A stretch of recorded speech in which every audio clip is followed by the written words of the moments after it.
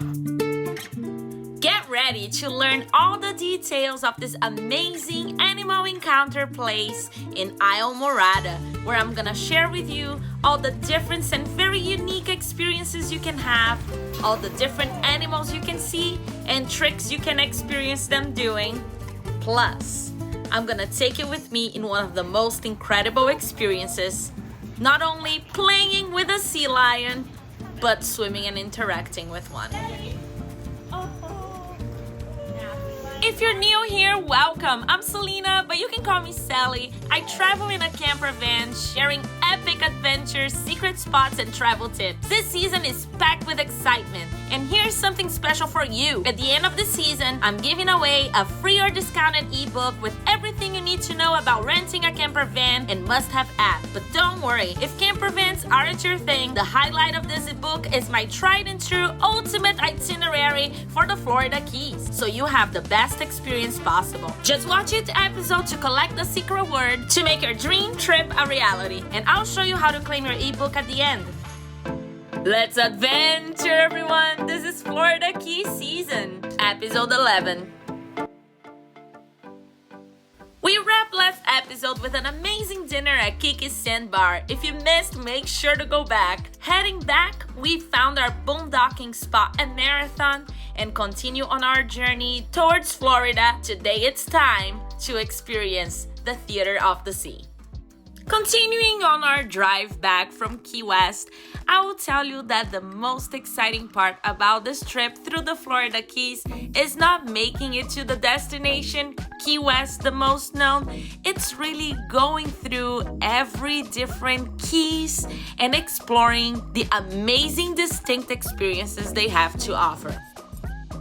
When researching to do this experience, I figured that Florida Keys have countless spots to encounter marine wildlife.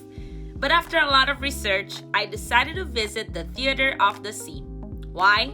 Well, this place isn't just about a fun animal encounter. It's a blend of conservation, education, and pure, unfiltered joy. What really stood out to me is that Theater of the Sea has been around since 1946. Providing a safe, natural environment for animals while also educating visitors on how to protect our marine life.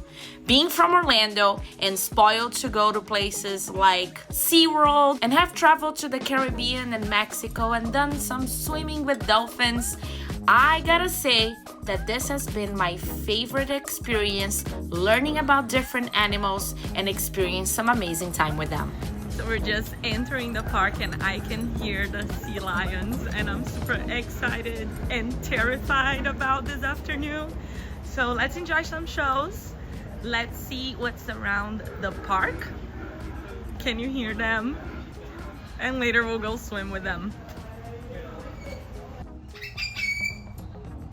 And your experience here will expand beyond marine life when we were able to have this encounter and learn so much about parrots. I know he's doing a really good job. Alright, we're gonna start off pretty simple here with the red square. It was pretty cool to learn about these intriguing animals and to see how smart they can be. Watch this. Alright, now our final test here for Clover is to see if he actually understands the concept of this game, or he's simply displacing the objects where he's been shown. So in order to do that, we are going to try and trick him. I'm going to need help from you guys in deciding where we put the shape in the wrong spot. So where should I put the star, square, circle? Square? Okay, alright, how about the circle, star, circle? Star. Alright, you ready, buddy? All you gotta do is put the red square right here on this blue circle. You don't have to touch any other spot on the board. I'll get you a nice big treat. How does that sound? Immediately doesn't listen. Cool.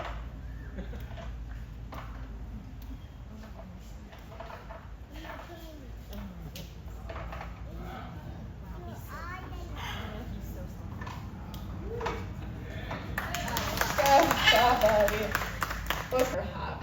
Yeah. Now, Admiral here, who's going to show up our second characteristic. May not be as obvious, but it's short legs. Parrots are not runners, they're not waders, but they are indeed perchers and climbers. Species of birds. Only a handful of them have these dactyl feet. This would include toucans, roadrunners, woodpeckers, and of course ours. You'll also notice she's using her beak to help her. It's not only useful for cracking open and breaking nuts. But here's also one of our rescues. Good job, Maya. Nice. If a tree is cut down for lumber or to make way for agriculture, they lose their food and possible nesting sites. Isn't that right? And to wrap it up, all these parrot lessons, we can all learn from a parrot the good lesson of recycling. Good job. He's 41-year-old Verde macaw. Can you say hello? Hello. Good boy. He's actually a hybrid. So he's a mix between a scarlet macaw and a grand military. He's beautiful. Can I get a kiss? Aw, thank you, buddy. You're a sweetheart. Thank you so much. Yeah, of course. Next, it was time to check the friendliest animals of the sea, and it was so cool to be able to get so close to them over here.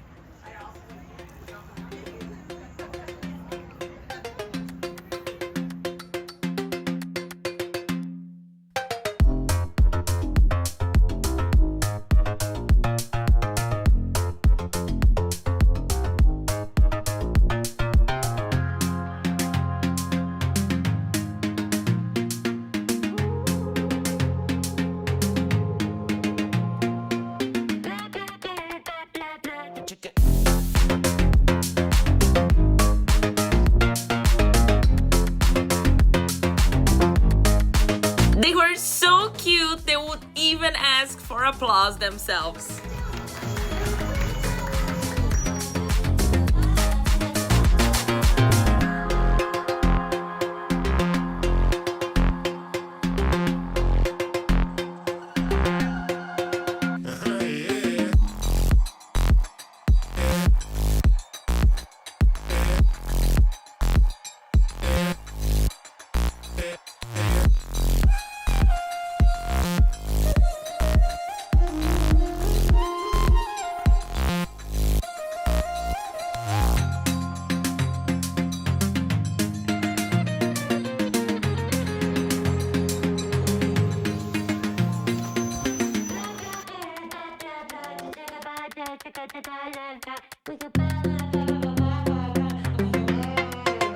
Yes, please.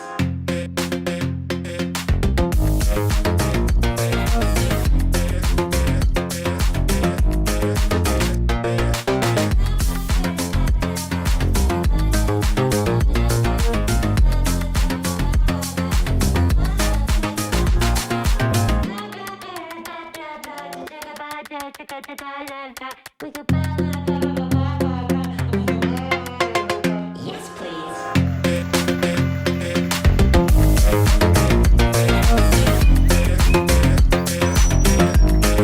And if you want to make it even more special, they offer different opportunities for you to swim with the dolphins, meet with one, or even paint with a dolphin.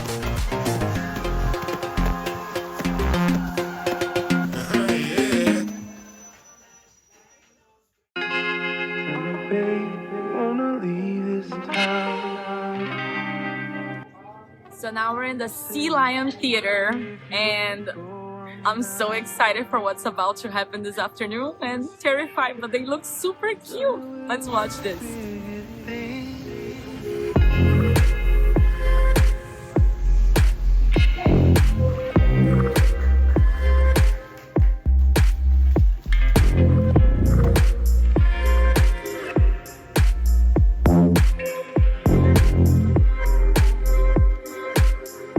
Now, the cutest part of the show is that sea lions can actually act. Did you know that?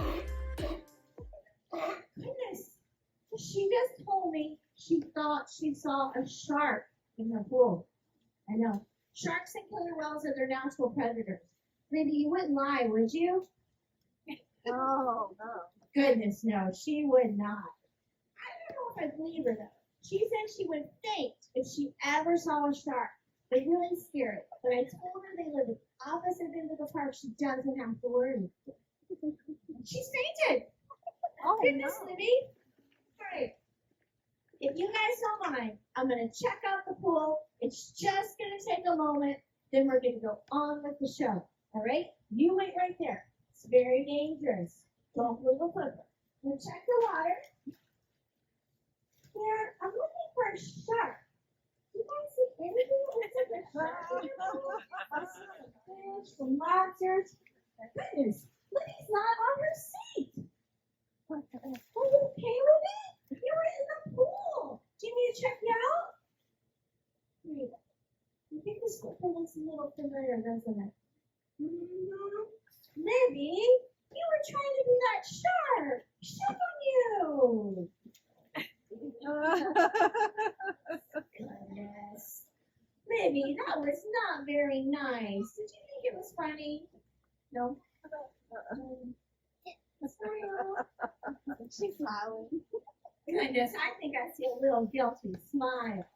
Well, I'm going to forgive you this time, Libby, but if you do it again, you might need a little spank. Right?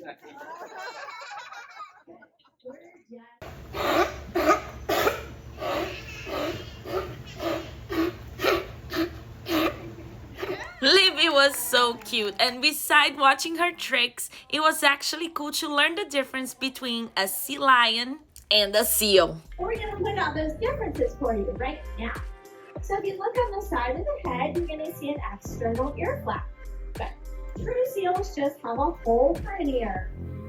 Sea lions have large, strong, powerful front flippers. Good.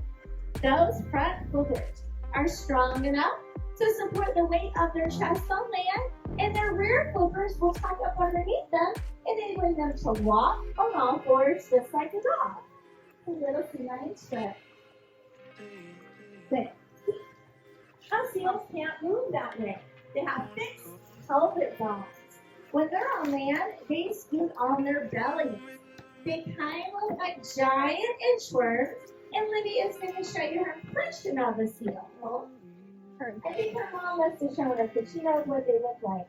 Here's her impression of a seal.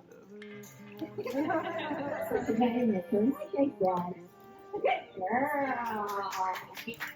3 pounds of sardines, 2 pounds of squid. She loves sharing. Oh, thank you. Because she loves and wrestling. Lots of love, lots of fish. And it won't be long before you have a real good buddy on your side. Good girl. Here's your first. We'll do a little crazy toss. Nice. Well, okay. This one she's going to have to dive through. Oh, yeah. How about flips? Oh, yeah. Now the impressive part is that Libby can definitely play basketball better than a lot of us ever could. She's gonna roll over once. She's gonna roll it. And like every first performer, she loves to strike a pose. Woo! Right. Oh.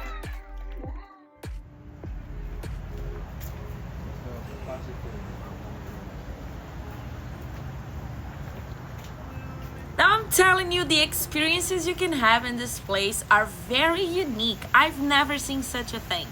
One thing that they're very famous for is this boat ride where you can see the dolphins coming in between and performing some insane tricks.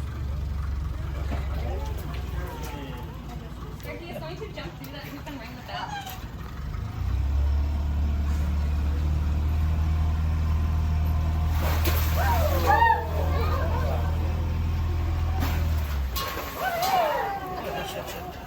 And it was definitely not only the dolphins performing tricks. This boat driver / dolphin trainer was doing everything, including maneuvering the boat with her feet.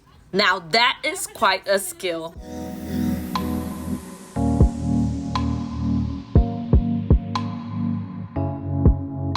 She was all in one, our boat driver, the dolphins trainer, and our tour guide telling the stories about this lagoon. Now as we continue to make our way down the lagoon, I'm going to share with you guys how we became theater of the sea and who we are. But as we do so, Carmen's going to join us in the center of the boat one more time. Now originally this lagoon was a Pearl Rock Quarry dug up in the early 1900s. This rock was used to be built for Henry Flagler's railroad. It traveled all the way from Miami to Key West, and it was the only way to travel this way except for by boat. However, in 1935, an absolutely devastating hurricane washed out that railroad system, and it filled the quarry with water. In 1946, the McKinney family, they bought the land and created Theater of the Sea. Now, unfortunately, we are reaching the tail end of our tour, and it is time to say goodbye to Sherman and Pivot.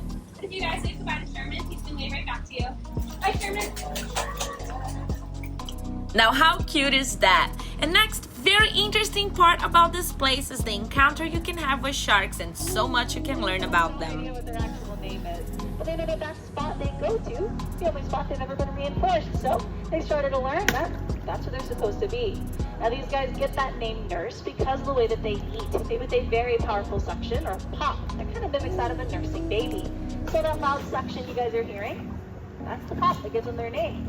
Now because these guys eat in this manner, people do actually tend to think that they don't have teeth for some reason, but they do. They've got about 3 rows of razor sharp little teeth, and they'll use it to crunch up on the things that they eat. These guys are bottom feeders, rooting a wide variety of different crustaceans along the sea floor. So those teeth are super duper useful to crunch up on the shells, all those crabs and lobsters that they come across. Say, like how Katya showed off a moment ago, she didn't want to do that flip. She can flip right on out of it. Everything that we do here at the park is voluntary. If the animal says no, the answer is no, and we never want to put them in a situation where they don't have that choice. Now using that flip, we can build it to a ton of different things. With our little sharks, for example, when they're flipped upside down, we can gently press along their belly, kind of mimic a blood draw like our vet staff would do. Or, like we would train with our adult female, Loretta, so we've actually trained her to do an ultrasound. Now how we did that is going to be very similar to that blood draw, flipping off that flip. Using an open fist, gently prod against your belly, kind of mimic that ultrasound probe.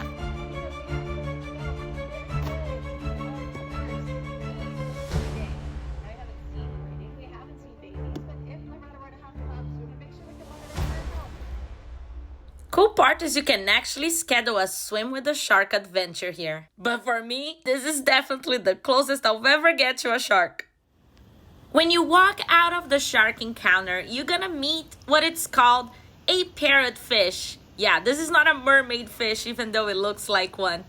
Now, a curious thing about those is that they munch on algae and then they create the sand that you see in the bottom. Another intriguing animal encounter and very traditional of Florida, of course, is that you can see them literally inside the cage feeding alligators. That was quite insane. But what I was curious about is right next to it, you can see a magnificent crocodile. All of his teeth. Alligators that big overbite. But the biggest difference is the water that found it. Crocodiles, the American crocodile is found primarily in salt water. Alligators fresh. Because of that, water Another down curious here- thing to know is you can actually plan to meet and feed an alligator in here as well. And talking about food, you can see that it's easy to spend an entire day in this location. So they have different places for you to come and eat. And Papa's Grill had some good options, a nice seating area with natural shade. So I'm gonna share with you some of the items you can find here and the prices so you can plan your visit well.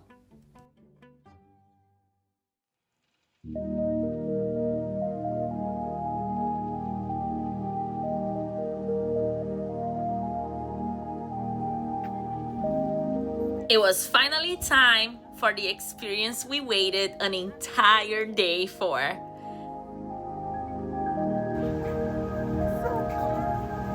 I can be very skeptical of meeting experiences with animals because it can sound that they are trapped in this location and deprived of their free life.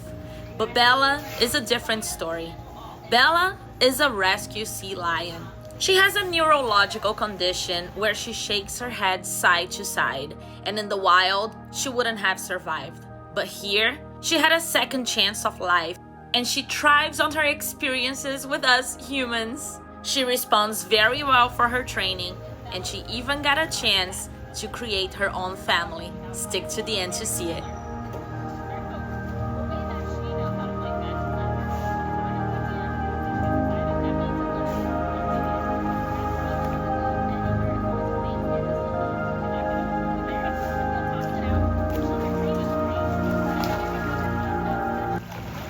chance to interact with this kind of animal, it was quite emotional. I was afraid because I didn't know what this big sea lion was gonna do, but she was so sweet, and you could see how much she deserved and enjoy her second chance of life. It was quite an honor to be here in this pool and share this experience with her.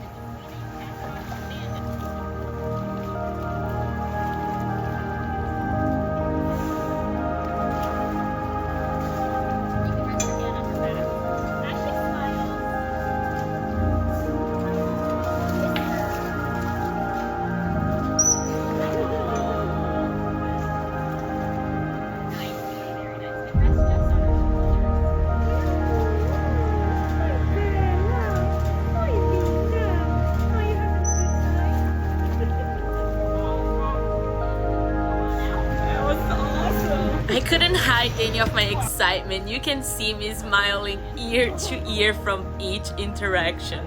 And I was just about to hold the biggest baby ever.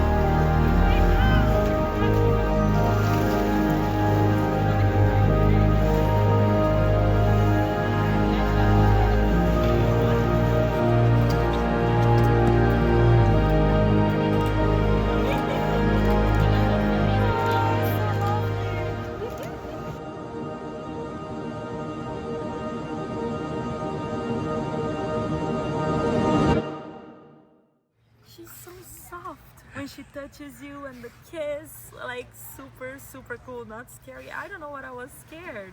Super cool. Look at her.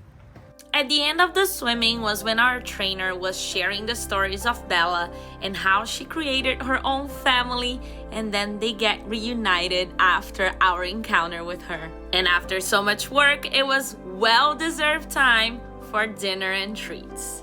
I cannot recommend a visit to this place enough, and the amazing job they do with these animals, and for you to experience and have the best time with them. Thank you for sticking around with me. The keyword for this episode is Bella, B-E-L-L-A. And if you don't know what we're doing with keywords, it's because at the end of this season, I'm gonna give this full itinerary for you to have this entire Florida Keys experience.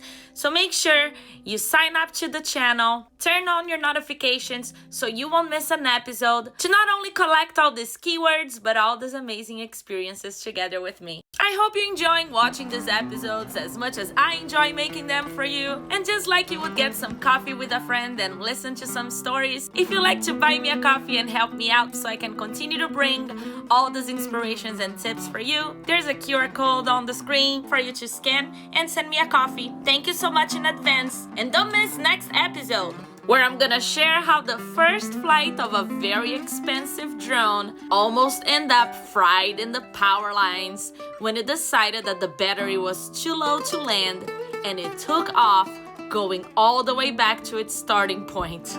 Will my brand new DJI drone survive this experience? Come next episode to not only have fun watching, but learn from this experience with me.